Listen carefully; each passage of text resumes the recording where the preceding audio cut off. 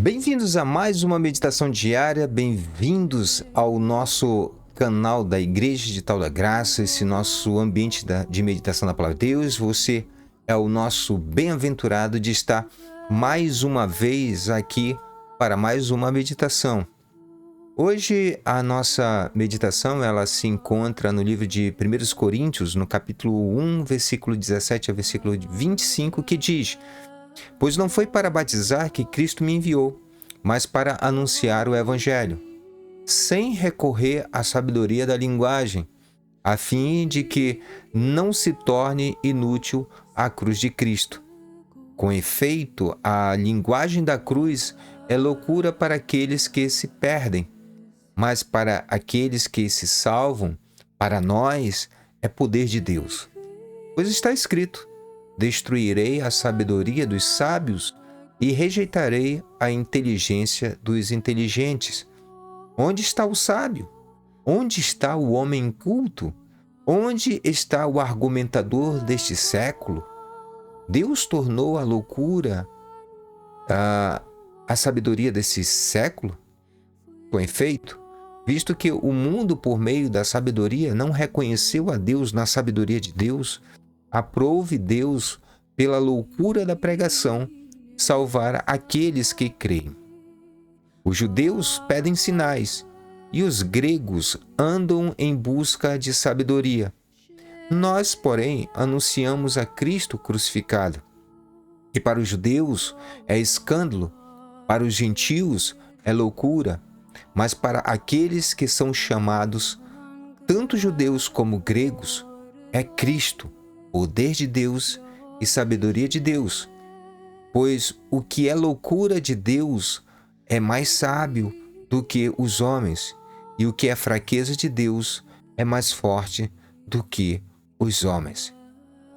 O texto que Paulo apresenta aos Coríntios é carregado de revelações importantes para as nossas vidas, principalmente quando o objetivo central é a salvação.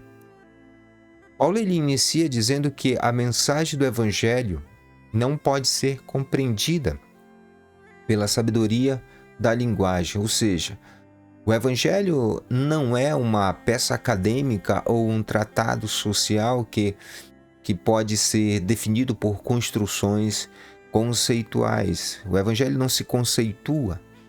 Quando ele se refere à sabedoria da linguagem, ele está se referindo ao processo interpretativo, subjetivo e filosófico dos termos, as construções verbais, a métrica textual, o significado das palavras, a parte mecânica do texto em si.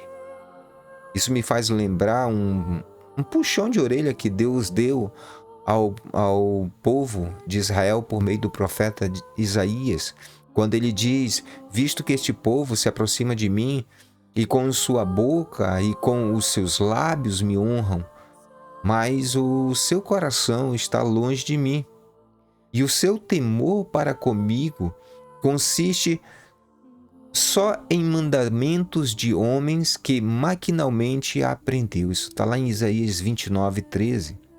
Observe que o profeta está falando do povo de Israel, que se aproximava de Deus, conhecendo as Escrituras, tendo elas em sua boca. No entanto, o mais importante estava longe de Deus, e que era justamente o seu coração, ou melhor, a sua mente, o seu entendimento, o seu ser.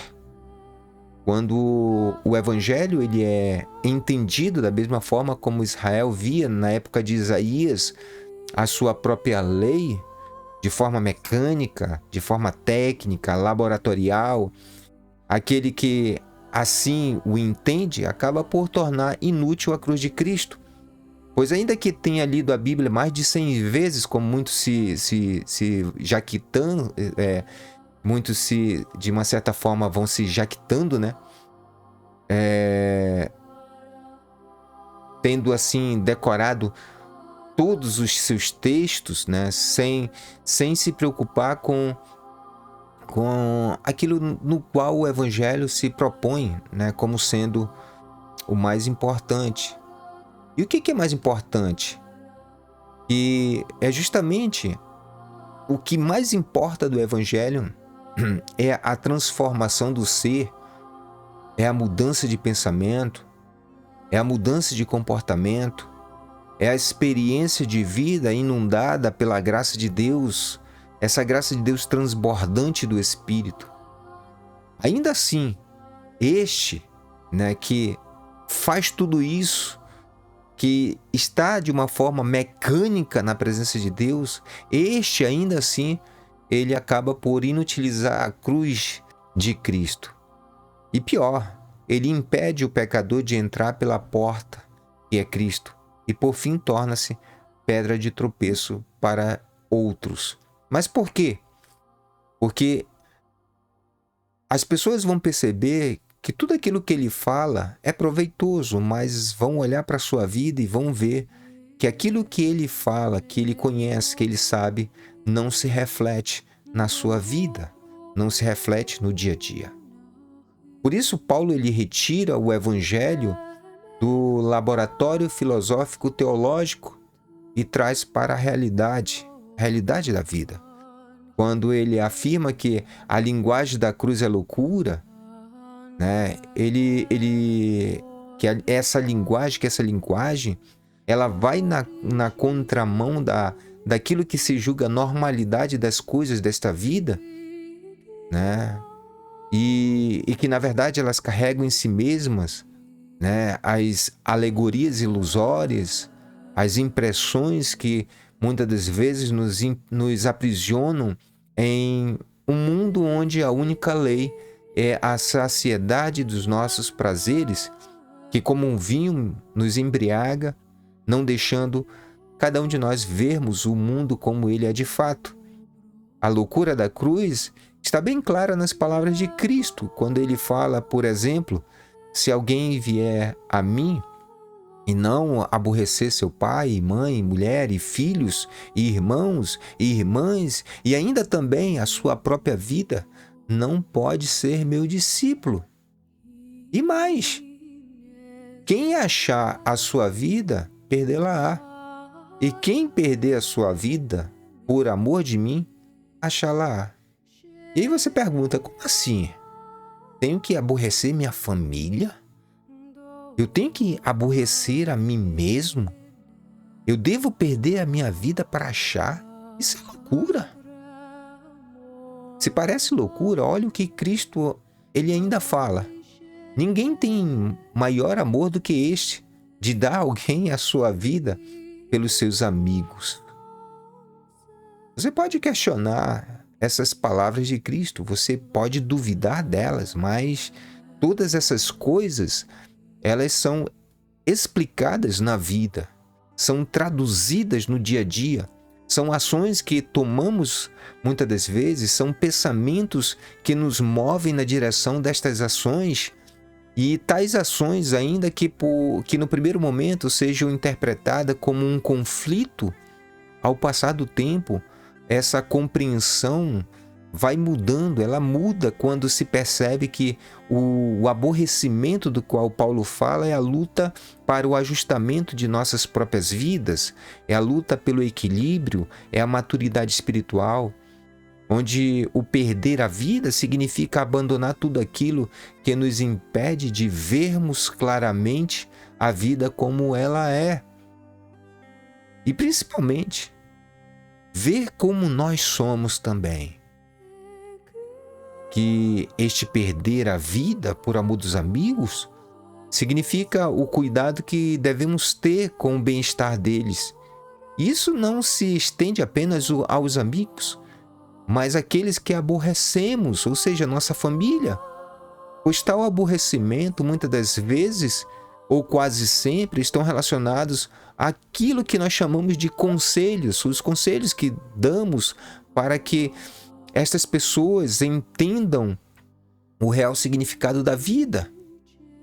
Quando a loucura do Evangelho é compreendida por cada um de nós, ela deixa de ser loucura e passa a ser sabedoria de Deus, pois ela é a causa da transformação completa de nossas vidas.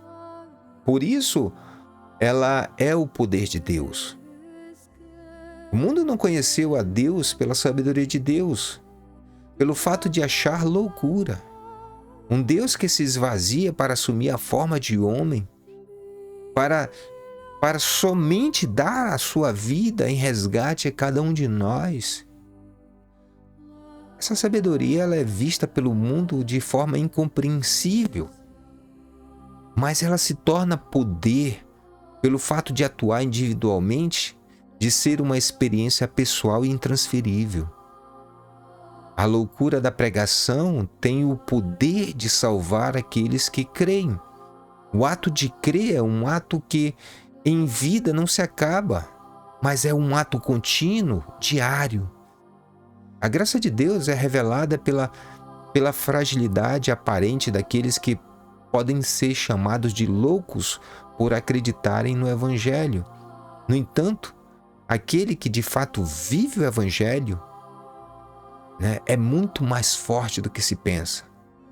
Uma vez que se entende tudo o que se passa ao seu redor, uma vez que ele compreende perfeitamente tudo que está acontecendo e nada para ele é assustador, ele sabe muito bem como as coisas começam, como elas se mantêm e como terminam.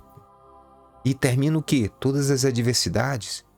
Pois ele espera no Senhor, não de braços cruzados, mas em uma ação diária, uma ação contínua. Ele não espera as coisas caírem do céu. Ele não espera que o mundo mude. Ele muda primeiramente a sua vida, ele muda o seu ambiente, ele muda a sua própria situação.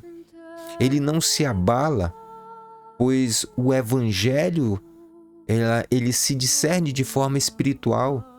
E cada um de nós, uma vez conscientes dessa graça maravilhosa, compartilhamos da mesma oportunidade de, em comunidade, termos o mesmo Espírito. E essa unidade ela é mantida pela paz. Assim, o que muitos chamam de loucura, na verdade é a sabedoria de Deus e o poder de Deus para transformar o nosso ser completamente. Que Deus possa nos guiar a todo momento na direção dessa mudança, na direção da unidade com Ele todos os dias de nossas vidas. Que Deus possa te abençoar, que Deus possa te engrandecer, que Deus possa te encher de graça, que Deus possa abrir teu entendimento para compreender qual seja a sua vontade. Fica com Deus, meu amigo. Fique com Ele. Tenha Deus no teu coração, na tua vida. Obedeça seus mandamentos. Fique com Deus. E até a nossa próxima meditação diária, se Deus assim nos permitir. Você sempre será bem-vindo aqui na Igreja Digital da Graça. Esse ambiente de meditação da Palavra de Deus. Até a próxima.